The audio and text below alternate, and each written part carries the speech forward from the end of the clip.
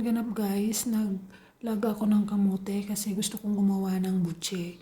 Ayan, minasa ko siyang ganyan. Yung kamote, tapos nilagyan ko ng flour, nilagyan ko ng butter.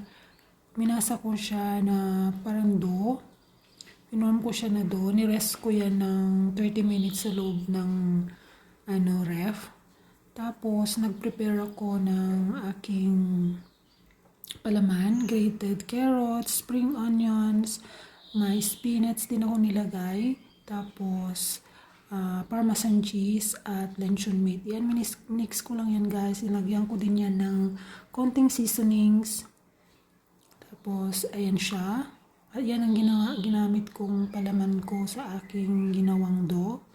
Yan, finorm ko lang siya ng bilog. Ang ganyan ko po siya. Tapos, pinilog ko lang siya at ng ganyan. Ganyan ang outcome niya. Prinito ko lang yan sa low-medium fire. At yan lahat ang aking nagawa guys. Yung maliliit, yun na natira kong palaman. Yan, prinito ko lang. At yan lahat ang aking nagawa guys. Thank you for watching. God bless.